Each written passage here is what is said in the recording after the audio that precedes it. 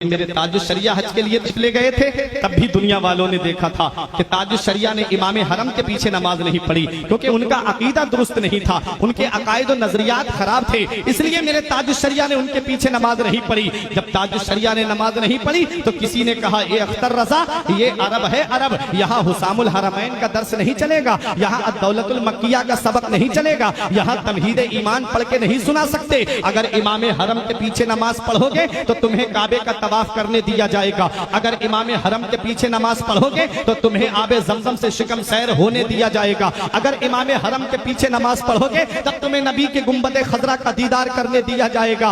ए अख्तर रजा, अगर इमाम हरम के पीछे नमाज नहीं पढ़ी तो यहीं से तुम्हें वापस कर दिया जाएगा। मेरे ताजुश शरिया का बयान है, रात के 3 बजे CID के लोग मेरे रूम पर आए, फरमाते मेरी अहलिया मेरे साथ में थी, मेरा दरवाजा खटखटाया, मैंने अपनी अहलिया को पर्दे में भेज दिया, दरवाजा खोला तो CID के लोगों ने मेरे सामान की तलाशी लेना शुरू कर दी। जब मेरे सामान की तलाशी ली उसके बाद पूछने लगे, तुमने जुमे की नमाज कहां से कहां पढ़ी? फरमाया मैं मुसाफिर हूं। कहने लगे कि चलो हमारे साथ में चलो। मेरे ताजुश शरिया को रात ही में लाया जाता है, रात हाथों में हथकड़ी और पैर में बेड़ियां डाल करके तकरीबन 14 दिन तक ताजुश शरिया को वही जेल में रखा जाता है। उसके बाद वहीं से वापस कर दिया जाता है।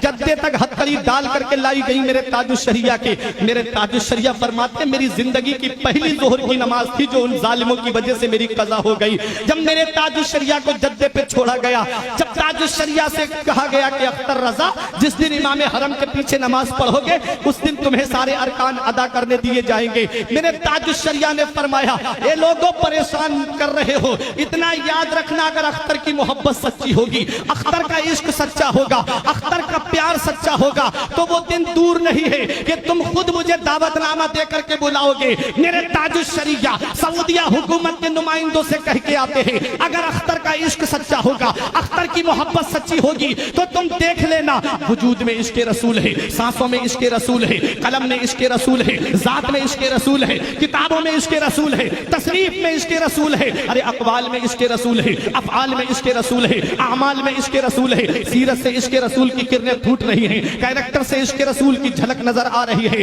आ गए मेरे ताजुश शरिया, दिल में यही गुनगुनाते हुए, दागे फुरकत तैबा कल्ब मुज़मा हिल जाता, दागे फुरकत तैबा कल्ब मुज़मा हिल जाता, काश गुंबदे खजरा देखने को मिल जाता, खुल्दजार तैबा का इस तरह सफर होता, आगे आगे दिल जाता, पीछे पीछे सर जाता।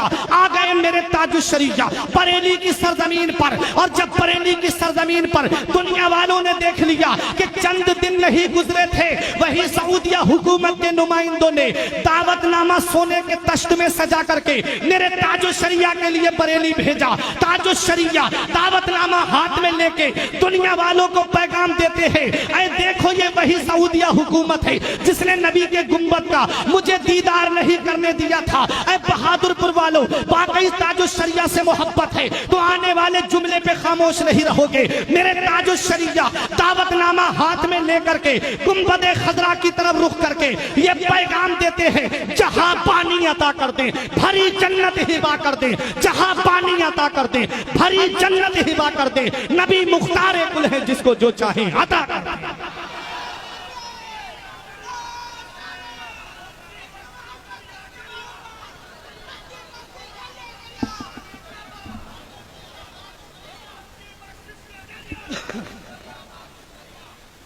जहां पानी अता कर दे भरी जन्नत हिबा कर दे, नबी मुख्तार कुल है जिसको जो चाहे अता कर दे।